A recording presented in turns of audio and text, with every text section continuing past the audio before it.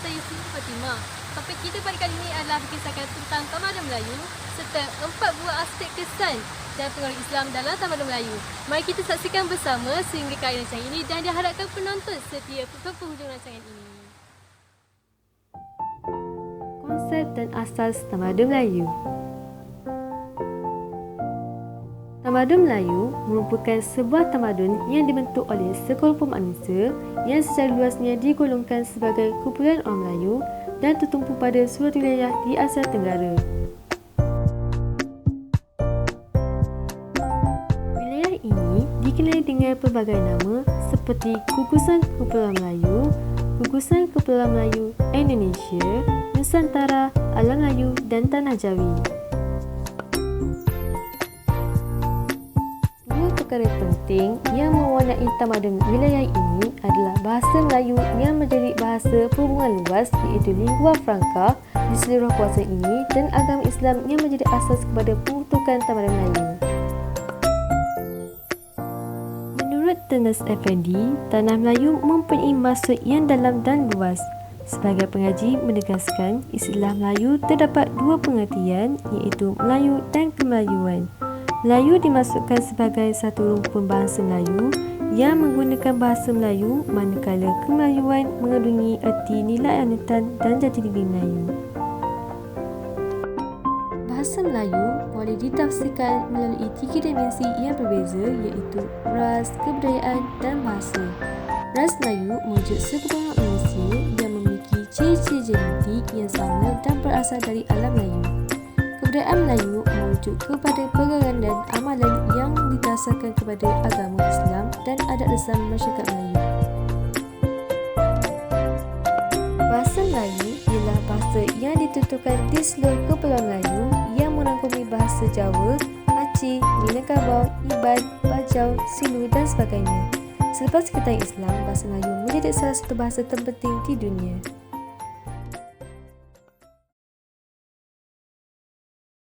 Baiklah penonton sekalian, seterusnya kita akan mengulas tentang apakah kesan dan juga pengaruh Islam dalam tamadun Melayu. Ia terdiri pada 4 buah aspek. Yang pertama adalah bahasa dan sastra, yang kedua akidah dan kepercayaan, yang ketiga kesenian dan juga akhir sekali adalah sosial. Kita akan mengulas satu persatu. Aspek yang pertama adalah bahasa dan sastra. Bahasa menurut Kamus Dewan Pelajar edisi kedua, ia dapat ditarifkan sebagai satu lambang bunyi suara yang digunakan sebagai alat perhubungan dalam sekelompok manusia bagi melahirkan perasaan dan juga fikiran. Sebelum kedatangannya Islam, bahasa Melayu kuno dan juga bahasa Jawa kuno adalah sebagai bahasa tempatan yang dominan, manakala bahasa Sanskrit pula dijadikan sebagai bahasa ilmu. Tetapi selepas kedatangannya Islam ke alam Melayu, peranan bahasa Sanskrit telah diketepikan dan membawa perubahan kepada bahasa Melayu, iaitu sebagai bahasa lingua franca dan juga bahasa pengantar di alam Melayu. Itu penggunaan Jawi sejak permulaan kedatangan Islam ke alam Melayu. Menurut Dewan Bahasa dan Pustaka, sistem ejaan Jawi yang digunakan dalam tulisan Melayu yang berhuruf Arab yang disebut juga sebagai tulisan Jawi. Tulisan Jawi digunakan oleh orang Melayu yang memeluk Islam dan orang Arab menggelar orang Melayu sebagai Jawa atau Jawi. Agama Islam membawa sistem tulisan yang lengkap berasaskan Al-Quran sebagai kitab suci umat Islam. Dan kini, masyarakat Melayu mempunyai sistem tulisan iaitu tulisan Jawi. Selain berlakunya perubahan bahasa dalam alam Melayu, hasil sastra juga menerima perubahan selepas kedatangan Islam. Hasil sastra Melayu yang bercirikan Islam dapat dibagi kepada 2 bentuk iaitu yang pertama prosa dan juga yang kedua adalah puisi. Prosa adalah bahasa pertuturan atau bahasa tulisan harian, manakala puisi pula adalah karangan yang berbentuk syair, pantun, sajak dan lain-lain. Selain itu, antara kesan dan pengaruh Islam terhadap peradaban Melayu ialah terhadap akidah dan kepercayaan. Sebahagian daripada masyarakat Melayu telah meninggalkan ajaran Hindu-Buddha dan kepercayaan animisme. cara kehidupan mereka juga telah berubah kepada cara hidup beragama dengan mengamal dan menghayati ajaran Islam dalam kehidupan mereka. Kepercayaan atau akidah dalam kalangan masyarakat Melayu boleh dibahagikan kepada 3 tahap masa, iaitu sebelum kedatangan Hindu-Buddha, selepas kedatangan Hindu-Buddha dan selepas kedatangan Islam. Sebelum kedatangan Hindu-Buddha, masyarakat Melayu mempercayai bahawa setiap benda ada jiwa, roh atau semangat yang mempunyai perwatakan sendiri, sama ada dapat membawa kesan baik atau buruk.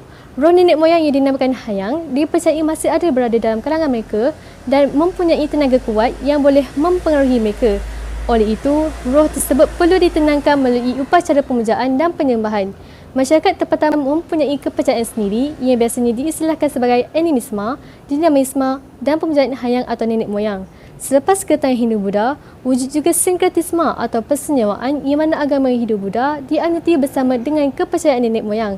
Ini membuktikan sifat tolak ansur masyarakat setempat dalam menerima pengaruh luar dan pada masa yang sama tetap mempertahankan tradisi nenek moyang mereka. Menurut pendapat Syed Muhammad Naqub, kedatangan agama Hindu-Buddha tidak mengubah pandangan semesta masyarakat Melayu secara mutlak walaupun mereka telah menjadikan upacara agama menjadi lebih formal dan tersusun. Apa yang jelas ialah kesan pengaruh Hindu-Buddha hanya pada lapisan atasan sahaja, iaitu golongan bangsawan dan tidak menyerap ke segenap lapisan masyarakat Melayu. Pada awal abad ke-15, Islam telah mengubah bentuk kepercayaan, corak hidup dan pandangan semesta masyarakat Melayu. Kepercayaan kepada dewa dan animisma bertukar kepada kepercayaan kepada Allah dan Rasulnya. Antara elemen asas pandangan semesta tamadun Melayu Islam ialah kepercayaan kepada Yang Maha Esa, pencipta alam semesta dan mengamalkan kehidupan yang seimbang antara jasmani, rohani, emosi dan akal. Bagi aspek yang ketiga adalah kesenian. Selepas kedatangannya Islam, aspek seni juga turut dipenuhi dalam masyarakat Melayu. Pengaruh kesenian Islam ini kita dapat lihat melalui batu-batu nisan, makam, masjid, kaligrafi seni dan juga hot. Dalam aspek kesenian ini kita akan menerangkan 3 jenis seni, iaitu seni ukir, seni bina dan juga seni kaligrafi atau hot. Seni ukir Islam kita dapat lihat melalui batu-batu nisan yang terletak di tanah perkuburan orang Islam. Seterusnya, seni bina masjid dalam tamadun Melayu juga turut dipengaruhi oleh seni reka dan tampar Islam. Sebagai contohnya, Masjid Kristal yang terletak di Kuala Terengganu menjadi pelengkap kepada 21 monumen seni bina Islam di tamadun Melayu. Masjid tersebut diperbuat daripada keluli dan juga kaca dan merupakan masjid pintar yang pertama di Malaysia. Akhir sekali adalah seni kaligrafi atau seni hot, turut dipengaruhi nilai budaya Islam. Seni hot kebanyakannya diukir pada dinding-dinding, batu nisan, masjid dan sebagainya. Masyarakat Melayu kini menghiasi rumah mereka dengan seni hot yang membawa maksud kepada kalimah nama Allah, nama Nabi dan juga surah-surah seperti surah Yasin, surah Al-Fatihah dan juga ayatul kursi. Antara kesan dan pengaruh Islam terhadap peradaban Melayu yang seterusnya ialah terhadap sosial. Pengaruh sosial Islam telah mengikis pengaruh sosial Hindu. Namun, semangat daripada ajaran Hindu itu masih ada kesan dan pengaruhnya. Sistem sosial selepas kedatangan Islam masih berasaskan semangat kesedaran kelas, iaitu kelas consciousness. Hierarki sosial masyarakatnya bersifat superior-inferior, yang mana masyarakat terbahagi kepada 2 kelompok utama, iaitu golongan pemerintah dan juga golongan yang diperintah. Golongan pemerintah terdiri daripada raja, kerabat diraja, pembesar dan ulama istana, manakala golongan yang diperintah pula terdiri daripada rakyat biasa dan hamba. Hierarki sosial sebegitu membentuk semacam halangan sosial, social barrier antara golongan atasan dengan golongan bawahan. Kepentingan diberikan kepada keturunan atau kemaslahan individu menyebabkan peningkatan mobiliti sosial sukar berlaku. Berasaskan sistem sosial yang mengiktiraf perbezaan darjat tersebut, wujudnya undang-undang dan adat istiadat bagi bertujuan menjaga taraf dan kepentingan golongan atasan. Berdasarkan konsep keadilan, tanpa mengenal kedudukan atau pangkat, Islam telah memperkenalkan sistem khilafah yang adil dan bersistematik. Tinjauan kajian-kajian lepas, kami mendapati beberapa kajian yang dibuat mengenai topik tamadun Melayu, iaitu dari dari sudut kesan dan pengaruh Islam dalam tamadun Melayu. Terdapat beberapa jurnal yang membincangkan tentang topik ini. Antara jurnalnya adalah penulisnya Ali Muhammad pada tahun 2008, iaitu tajuk jurnal beliau adalah Sumbangan Tamadun Islam dalam Kehidupan Masyarakat Melayu, yang membincangkan tentang kedatangan Islam dan juga perkembangannya. Selain itu adalah penulis Idris Zakaria, iaitu tentang Islam dan falsafahnya dalam kebudayaan Melayu. Dan yang ketiga adalah penulisan jurnal daripada Nur Adina Abdul Kadir, Nur Saidah Jamaluddin dan juga Nang Naiman Dahlan pada tahun 2018, iaitu tajuk kajian adalah Seni dalam Islam, kajian khusus seni ukir Melayu. Dan pembincangan dalam jurnal beliau adalah berkaitan tentang konsep sejarah kemunculan dan juga tentang seni ukir Melayu.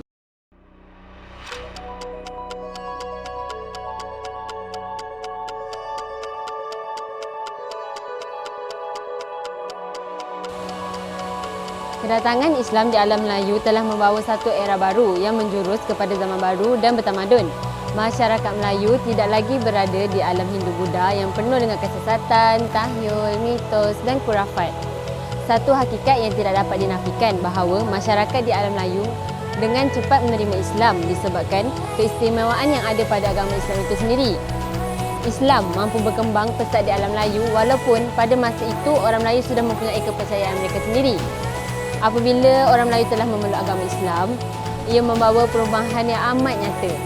Daripada kepercayaan kepada dewa dan animisme bertukar kepada kepercayaan kepada Allah dan juga Rasulnya.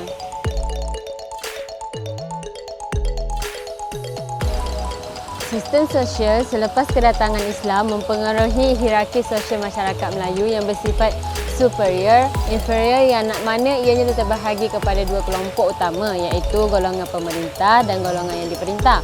Golongan pemerintah terdiri daripada raja, kerabat diraja, pembesar dan ulama istana. Manakala golongan yang diperintah pula terdiri daripada rakyat biasa dan juga hamba. Bahasa kebangsaan ialah bahasa Melayu. Menurut Kamus Dewan 2006, didefinisikan Melayu sebagai nama suatu bangsa dan bahasa. Sastra Melayu yang menceritakan Islam ada dua bahagian. Satu, prosa dan satu lagi puisi. Prosa pula adalah bahasa pertuturan harian.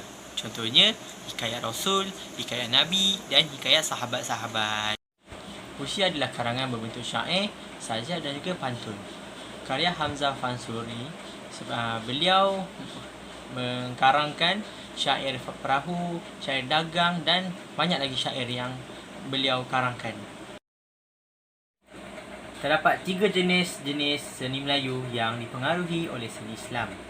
Yang pertama, seni ukir, seni bina dan seni kaligrafi. Seni ukir yang terdapat pada batu-batu nisan di kawasan tanah perkuburan orang Islam. Jenis seni yang kedua ialah seni bina, iaitu binaan ataupun bangunan. Contohnya Masjid Kristal yang mempunyai 51 kubah yang lengkap dengan 4 menara. Jenis yang terakhir ialah seni kaligrafi ataupun seni khat. Terdapat 8 jenis khat, iaitu khat Kufi, khat Zulul, khat Nasak, khat Farisi, khat Liqa'ah, khat Diwani, khat Diwani Jali dan juga khat Raini. Baiklah penonton sekalian, sebelum kita akhiri rancangan pada kali ini, izinkan saya untuk membuat satu kesimpulan bahawa jelaslah selepas kedatangannya Islam ke alam Melayu, ia membawa kesan dan juga perubahan yang meluas dalam kehidupan masyarakatnya, tidak kira baik dalam kalangan individu, keluarga, masyarakat ataupun negara. Penemuan naskah-naskah binaan atau bangunan, sastra dan juga karya-karya seni ini adalah bukti pencapaian tamadun Melayu itu sendiri. Jadi ketinggian tamadun ini memaparkan nilai jati diri dan juga identiti bangsa Melayu itu sendiri. Itu saja daripada kami buat kali ini. Diharapkan penonton mendapat sedikit sebanyak manfaat daripada apa yang kami kongsikan dalam topik tamadun Melayu ini, iaitu kesan dan pengaruh Islam dalam tamadun Melayu. Dan kami ingin berterima kasih kepada penonton yang setia sehingga berhujung rancangan, dan diharapkan penonton dalam keadaan sihat dan sejahtera. saya Sufi Fatimah bersama rakan suka saya Nur Riza. Assalamualaikum warahmatullahi wabarakatuh dan Allahualam.